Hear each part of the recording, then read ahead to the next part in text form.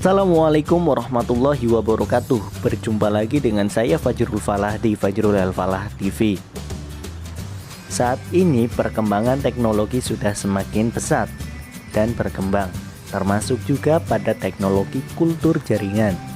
Biasanya kita memperbanyak bibit dengan metode konvensional seperti perkecambahan biji, okulasi, cangkok, dan stek.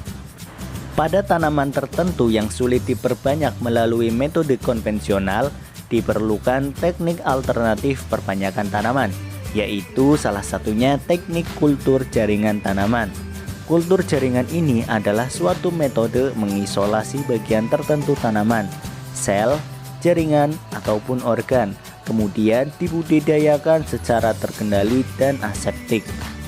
Contohnya, kita ambil bagian daun tanaman tertentu. Dari daun tersebut kita bisa tumbuhkan batang, tunas, maupun akar, sehingga yang tadinya sepotong daun bisa menjadi tanaman yang utuh.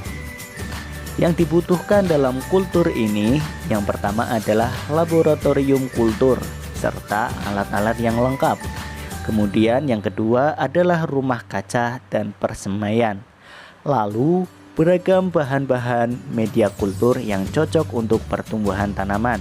Biasanya terdiri dari komponen unsur hara makro dan mikro, vitamin, karbohidrat, dan zat pengatur tumbuh, serta biasanya menggunakan agar. Yang ketiga, dalam kultur jaringan ini kondisi laboratorium harus terpelihara kebersihannya, serta dalam kondisi yang aseptik. Tahapan kultur jaringan ini yang paling sederhana adalah mikropropagasi dengan cara sterilisasi eksplan. Eksplan itu adalah bagian tanaman yang diambil dari tanaman induk. Tahap pertama, kita bersihkan semua mikroorganisme yang menempel di permukaan maupun yang ada di dalam eksplan. Karena eksplan ini nantinya akan dibudidayakan secara aseptik.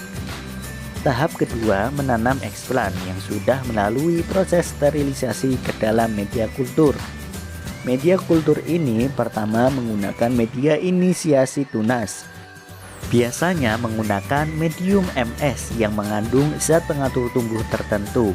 Selanjutnya, setelah kita mendapatkan tunas in vitro, masuk ke tahap multifikasi tunas, yaitu tahapan di mana tunas in vitro yang sudah didapatkan diperbanyak pada medium multifikasi tunas, yaitu medium kultur yang mengandung sitokinin yang berfungsi untuk menggandakan tunas.